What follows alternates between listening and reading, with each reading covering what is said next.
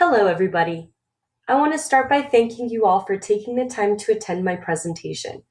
I know this isn't a conventional presentation format, but since Afghanistan is 11 and a half hours ahead of Phoenix, this seemed to be the best option for everyone. My name is Bianca Buliga, and I will be presenting about purpose driven storytelling through digital marketing. So let's get started. As this is a webinar about storytelling, I'd like to begin by telling my own story. I'm a first generation American of Romanian ethnicity. My grandparents escaped communism in the 1980s during Ceausescu's reign. My father was a political refugee who lived in camps across Europe for many years until my mother was able to secure him documentation to immigrate to the United States legally. I was born in Phoenix, Arizona, and Romanian was my first language. I learned English going to school, but spent many years in English as a second language classes, feeling torn between my Romanian and American identities. I grew up appreciating the opportunity I was given to achieve the American dream, and I worked hard to make my immigrant family proud. I'm the first person to pursue a master's degree in my family, and in May I will graduate with my Master's of Global Affairs and Management from Thunderbird School of Global Management, one of the top 10 international business schools in the world at the tender age of 23. I'm also interning with SeedSpot, a social enterprise incubator based in Phoenix. SeedSpot is a top accelerator in the world. At SeedSpot, I have led the digital media content creation process. Through my role at SeedSpot, I was connected with Azadeh and asked to participate in the webinar series. Since I have never had the privilege of visiting Afghanistan, unfortunately my perception is based on skewed history and politics classes, as well as biased media sources.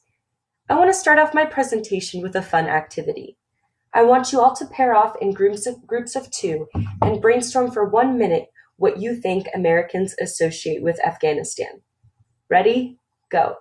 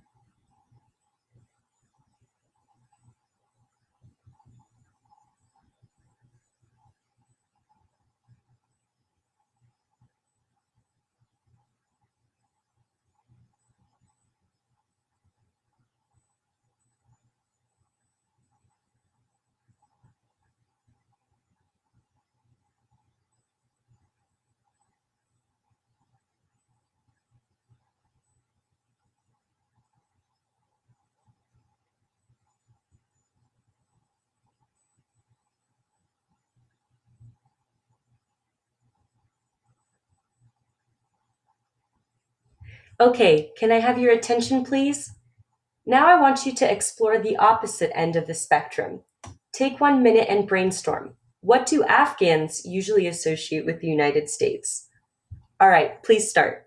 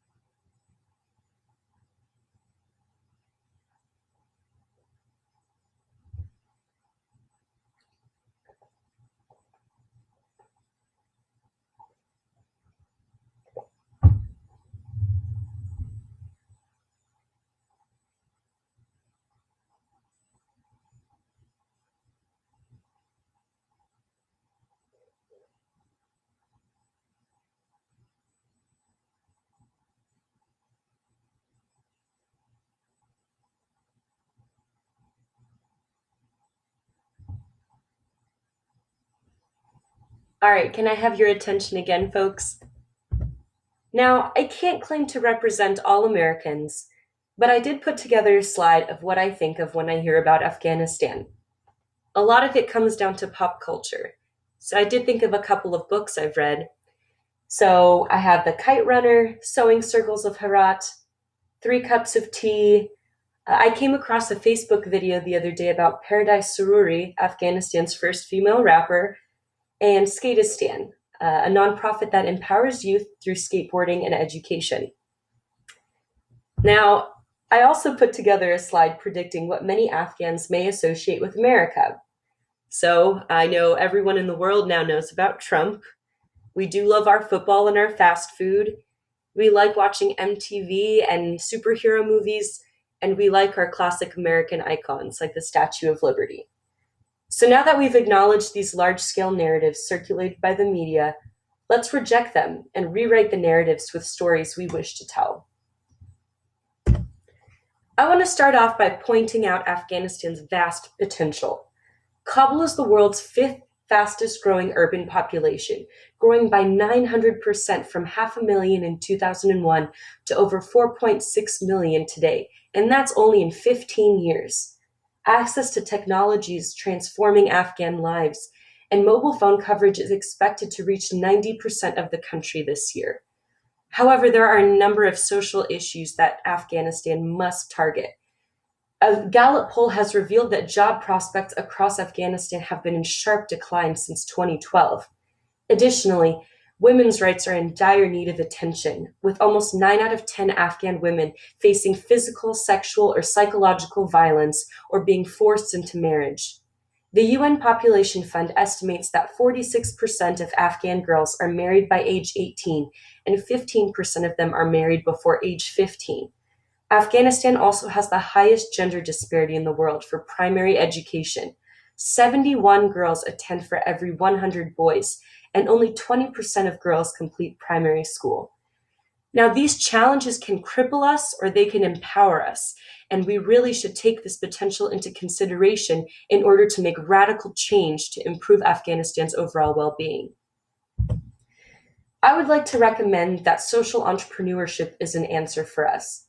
Rather than continuing to rely on foreign aid and nonprofits, social entrepreneurship is the latest way of inspiring changemakers to address Afghanistan's institutional and social voids. So what exactly is social entrepreneurship? I want to define it simply as innovating by finding a new product, a new service, or a new approach to a social problem.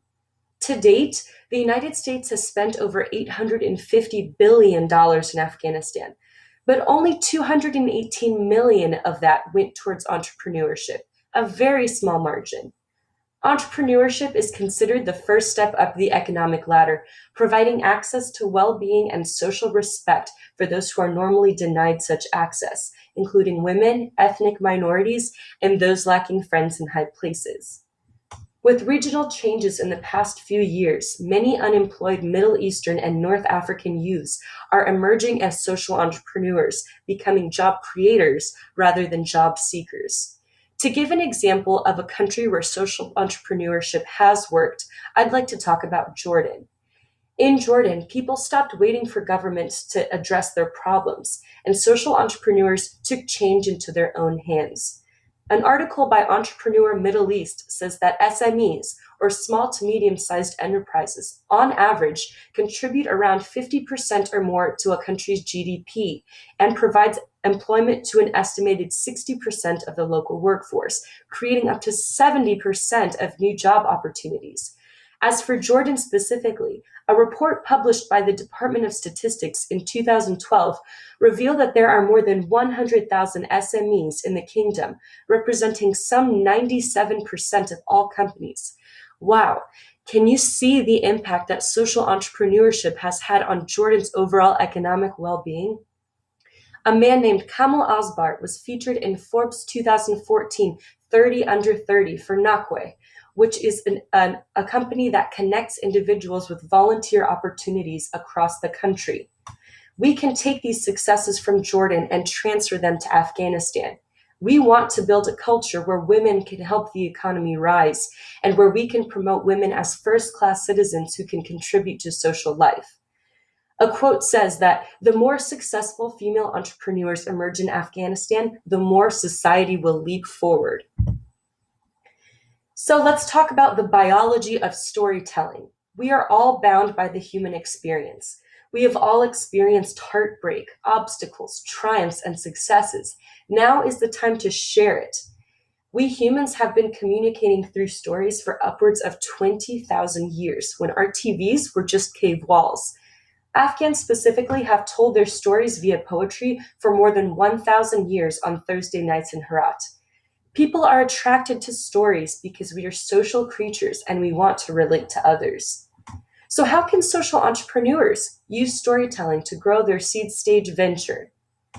A story can go where quantitative analysis is denied admission, our hearts. Data alone can persuade people, but it doesn't inspire them to act. You need to wrap your passion in a story that fires the imagination and stirs the soul. I'd like to take a moment to point out neuroeconomist Paul Zach's research. He points out three specific hormones that we must appeal to when we are telling stories. The first is cortisol. Our brains produce cortisol during the tense moments in a story, and that allows our audience to focus on the business pitch at hand. The second is oxytocin, or the love hormone. This hormone promotes connection, care, and empathy between the audience and the storyteller. Oxytocin makes people feel more generous and more likely to donate to people they've never met. Oxytocin also increases people's susceptibility to advertising, which is why puppies and babies are particularly effective in commercials. Lastly, oxytocin also works to build trust in a product or brand, and thus increases sales. The third hormone I would like to point out is dopamine. A story's happy ending triggers the limbic system, or our brain's reward center, to release dopamine and make us feel hopeful and optimistic about a story we are hearing. Strategic storytelling can change attitudes and behaviors.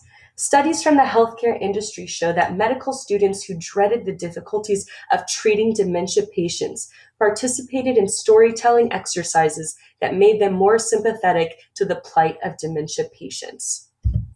Now, how can we tell a story to make it its most powerful?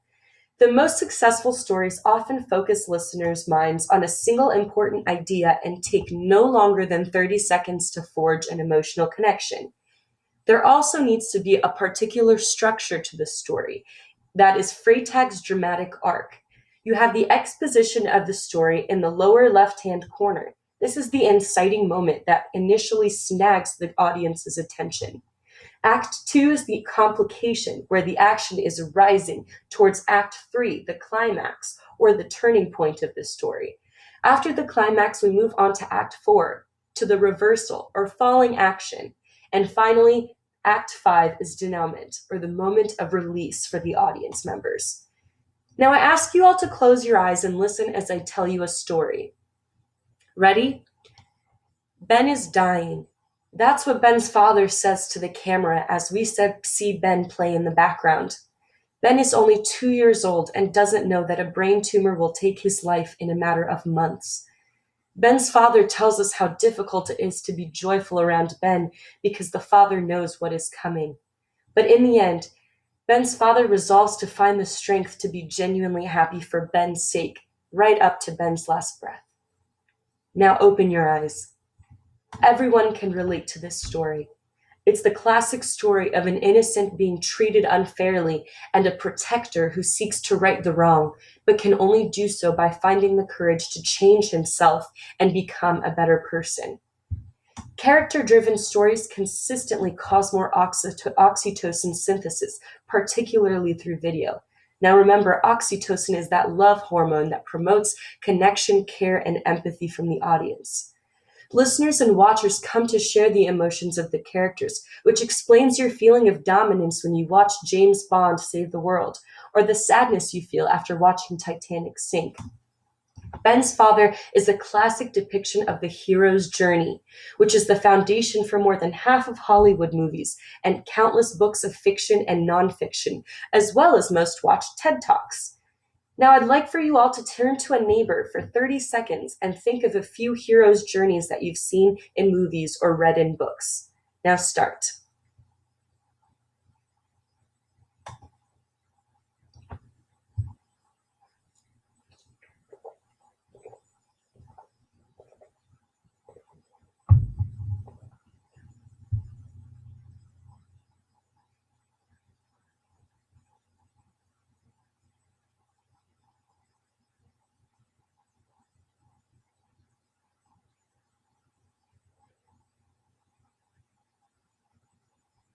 Okay, can I have your attention, please? While you all thought of a million different examples, each example has one thing in common: the hook. Hooks make you turn the page, stay on the channel through the commercial, or keep you in a theater seat. So, how can you create a similar hook to create interest in your business? By knowing someone's story, where they came from, what they do, and who you might know in common, relationships between strangers are formed. These relationships can transcend cultural, religious, or linguistic barriers. Many philosophical and religious traditions advocate caring for strangers, so this is a natural bond to form with your audience. And remember, the medium is the message. It is more likely to trigger a stronger response through video rather than a written story. So if I had shown you a video of Ben so you could see what he looks like, you would have felt a stronger attachment to his story. So, how do we cue in digital marketing to purpose driven storytelling? Let's start by defining digital marketing. I can simply define this by the promotion of products or brands via one or more forms of electronic media. Some examples are through the internet, text messaging, mobile instant messaging, mobile apps, podcasts, electronic billboards, TV, and radio channels, among many more examples I did not list. Lately, we have seen the diminishing effectiveness of conventional advertising and the rise of social media and blogging, so keep that in mind for your company's strategy. Entrepreneurs can use digital marketing to increase their brand awareness and customer loyalty as well as site traffic. They can also use it to respond to and initiate dynamic customer interactions on public channels. But most importantly, entrepreneurs can use digital marketing to better understand customer needs and demands and enhance the overall customer experience. Now, how can we infuse storytelling into digital marketing specifically? You can start by describing a pitiable situation of an actual named customer and how their problems were solved by your efforts. Make your audience empathize with the pain the customer experienced, and they will also feel the pleasure of its resolution. Tell the story of how your founder risked health and wealth to start the enterprise. Every business has an About Us or Our Story page, so be transparent. What barriers had to be overcome? These stories provide guidance for daily decision making, as well as the motivation that the work must go on despite obstacles that may arise. Infographics are the type of content that's most likely to be shared on social media, so create data visualizations that offer real value to your readers and drive traffic to your site. Be careful to choose your title keywords carefully so that posts show up whenever people search for numbers on your topic or your industry. And be sure to share fresh, accurate, and relevant numbers. Compile data regularly. There is a lot of content out there, so be sure to make it easily searchable. Share, curate, and analyze the data, particularly if it hasn't been shared before, and this will lead to you establishing your brand as an authority on a topic. And finally, remember to utilize blue ocean strategy. So don't enter oversaturated markets and spaces. Constantly brainstorm new avenues of sharing your insight. Lastly, assign value to your product or service. Did you know that in 1997 there were 2.5 million brands in the world? Well, today the number is approaching 10 million. So how do you differentiate yours from the crowd? By assigning value to your offering through storytelling. People are more motivated by an organization's transcendent purpose or how it improves lives than by its transactional purpose or how it sells goods and services. The story of your product yields greater pricing power, which means that the value isn't in the object, but in the story or meaning the objects represent to their unique owners. The New York Times Magazine columnist Rob Walker engaged in an experiment to demonstrate this. He bought random, worthless, and low-value objects at thrift stores. The cost of these objects ranged anywhere from $1 to $4. These objects included old wooden mallets, a lost hotel room key, and a plastic banana. Walker asked some unknown writers to write a short story about each of these objects, giving them a human context. When he put the objects and stories on eBay, the value of the objects rose 2,700%, Let me say that again, 2,700%. That is not a typo. A miniature jar of mayonnaise he had purchased for less than $1 sold for $51. A cracked ceramic horse head purchased for $1.29 sold for $46. These objects became part of an inspiring narrative.